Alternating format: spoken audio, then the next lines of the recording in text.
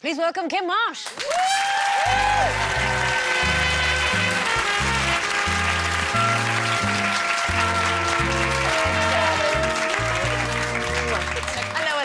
Exciting. Hello. All now. Hi. You all right? How are you doing? I'm all right. Yeah, that was a bit dramatic. It was a little bit. That's happening on Friday, is it? That bit that Friday, we just saw there. Yeah, a bit disgusting, isn't it? Was that your spit? It was, yeah. Not stunt spit. No, it was my say. spit. It was disgusting. So to people who maybe aren't quite up to speed with it all, tell us what was happening there. Well, basically, as we know, Tony's confessed to the murder of Liam. So basically, I'm just going to find out when his court hearing's going to be, and we all have to sit there, and it was nerve-wracking for her and stuff. And then he smiled at Ryan. That was it. That was nasty, Yeah. that smile. She's been quite composed till now, because Michelle tries to kind of look after everybody else. She's one of those kind of martyrs, if you like. And this is like the first time we've seen her, really. But does she do that so she doesn't have to think about it, which a lot of women Probably. do? Are you Keep like busy, that keep yourself, do you think? Is that something you've put into the character, or...? Yeah, I mean, I do kind of just try and get on with things, because my dad's, my dad is he's very much kind of, what doesn't kill you makes you stronger kind of thing. So, whatever life throws at you, just kind of get on with it, really. How do you bring about, the kind of emotion that we saw there? How do you get yourself in the zone, as it were, when you're turning up to work, you've got to film something like that? I tend to just kind of think morbid things and do it. Yeah, you just got to do it, haven't you? And I think those kind of scenes where you've got to be really kind of dramatic and kind of, breaking down, they're quite easy, I think. Also, it's so in a show like Corrie, you just haven't got time to be method, have you? Even if you were, there just isn't at the time. Just don't hit the furniture. And you've got another fight scene coming up that you've already filmed, haven't you? Oh, was that with Alison? With Ali King, Who plays Carla. Because obviously, I'm going to find out that she knew much more than she let on, and then just fled and didn't tell anyone. So Is it a proper girly cat fight? Oh, it's a proper fight. By the way, I couldn't do that. I just couldn't do that. well, the thing is, if you get a fight like that, you've got to just go for it, because, as you know... Or like with Sally. Because if you don't, it Just looks really... rubbish. It's great, though, because this is what Corrie's all about, these strong women. And so you two characters are carrying on that tradition, aren't you, really? And it's fantastic to see. How long have you been in it now? It's coming up for 4 years. 4 years? You've had some good storylines in that 4 years, though, haven't you? I'd like to see something nice happen to you, though. You're so often the victim, and I don't like that. 'Cause you're too nice. Oh, thanks. Do you know what? I've loved it, though, and I think I always say it'd be really nice to see her settle down, because fellas are always doing the dirty on her. But to be honest, it would be really boring, wouldn't it?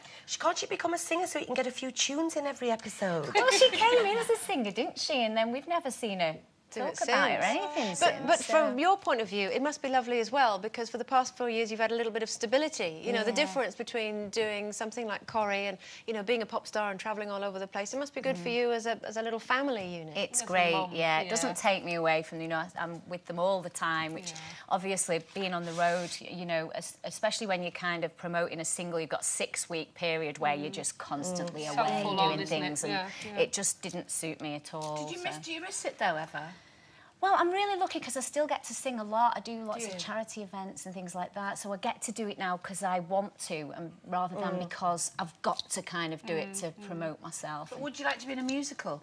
Yeah, well, I did Saturday Night Fever for 6 months in the West End. So I'd love to go back, but I'd like to do a new musical like The Carpenters or something. Oh, I love you singing The Carpenters. Our friends have got this brilliant karaoke room, Robin and Julie, and I'm just constantly after a few going, do me a Carpenters. But haven't you just got a lovely award for being a fantastic mum? Go on, tell us, brag, go on. I got Celebrity Mum of the Year. Which was lovely. I was really What do your pleased kids think about that? How old are they now? 14 and 11? Yeah, Emily's 12 on Thursday, actually, so happy birthday for Thursday, even though, I've said it publicly, Emily, just so you know. Yeah, exactly. Yeah.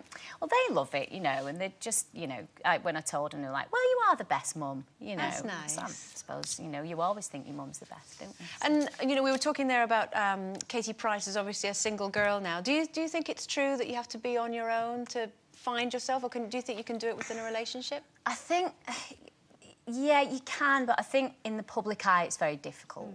And I think you know, the breakup of Katie and Peter was so public, you know, and I think because of that, maybe she's not had time to kind of sit back. And her and Alex got together like a week or something after. Or it probably wasn't, but it seemed really quick. So maybe it might be nice for her to kind of have some time. And how about yourself? Because obviously your private life is very much out there in the public domain. It is, but having said that, the breakdown of my marriage, both Jack and I never spoke about. And I think that was the key, really, because it seemed to kind of just, you know, it went away very quickly with regard to the newspapers. And I think had we both gone, well, he said this and she said that, and blah, blah, blah, blah, it makes it worse. So you just need to both go, you know what, that was what, you know, that was our private thing. And But you're back with your boyfriend now. I am.